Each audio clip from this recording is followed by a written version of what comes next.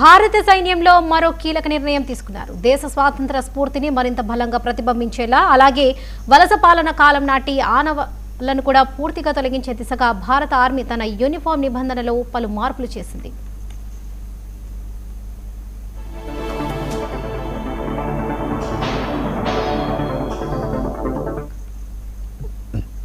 సైనిక అధికారులు అధికారిక కార్యక్రమాలు, సమావేశాలు, ప్రత్యేక వేడుకల్లో ధరించే సివిల్ ఫార్మల్ దుస్తుల విషయంలో కొత్త మార్గదర్శకాలను అమలు చేయాలని నిర్ణయించారు. ఇప్పటి వరకు ఉపయోగిస్తున్న పాశ్చాత్య శైలి దుస్తులకు బదులుగా భారతీయ సంప్రదాయాన్ని ప్రతిబింబించే స్వదేశీ శైలిలో రూపొందించిన బ్యాండీ జాకెట్ను ప్రవేశపెట్టారు.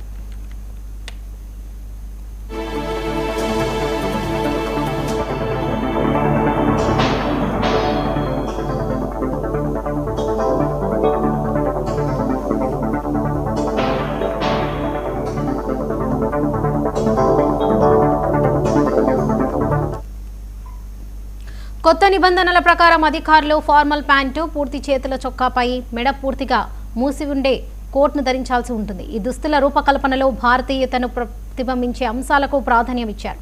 విదేశీ ప్రభావం కనిపించే కొన్ని పాత విధానాలను తొలగించి స్వదేశీ శైలిని మరింత బలోపేతం చేసేలా మార్పులు చేపట్టినట్లుగా సమాచారం.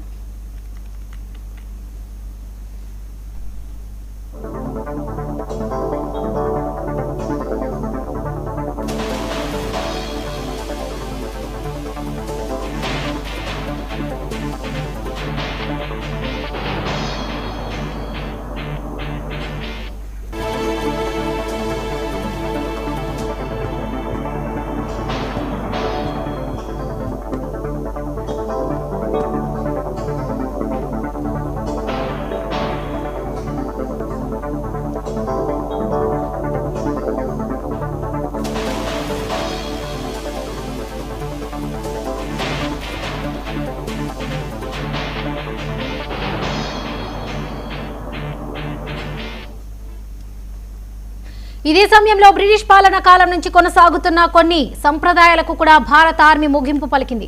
ముఖ్యంగా బ్రిటిష్ రాజరికాన్ని గుర్తు చేసే రాయల్ వంటి పదాలను అధికారిక వ్యవహారాల్లో ఉపయోగించరాదని స్పష్టమైన ఆదేశాలు జారీ చేసింది.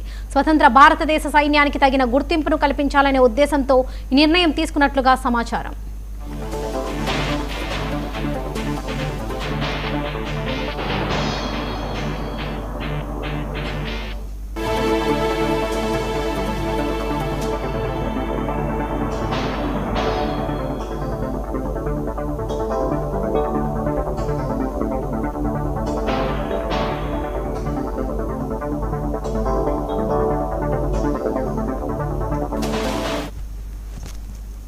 అంతేకాకుండా దశాబ్దాలుగా కొనసాగుతున్న కొన్ని పాత ఆధారాలను కూడా రద్దు చేశారు. అధికారులు నడుముకు ధరించే పౌచ్ బెల్ట్ వినియోగాన్ని నిలిపివేశారు. అలాగే అధికారిక వేడుకలు, పరేడ్ల వంటి సందర్భాల్లో అధికారులు కత్తులు ధరించే సంప్రదాయానికి కూడా స్వస్తి పలికారు.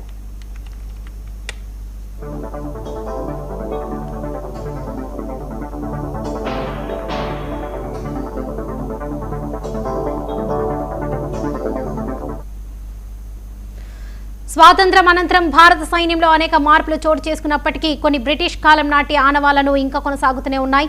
అయితే ఇటీవల కేంద్ర ప్రభుత్వం దేశీయ వారసత్వం, భారతీయ సంస్కృతి, స్వదేశీ విలువలకు అధిక ప్రాధాన్యం ఇస్తున్న నేపథ్యంలో సైన్యంలోనూ అదే దిశగా చర్యలు వేగవంతమయ్యాయి. ఇప్పటికే పలు సైనిక సంస్థల చిహ్నాలు, కార్యక్రమాల పేర్లు, సంప్రదాయాల్లో మార్పులు తీసుకువచ్చిన ప్రభుత్వం ఇప్పుడు దుస్తుల నిబంధనలపై కూడా దృష్టి సారించింది.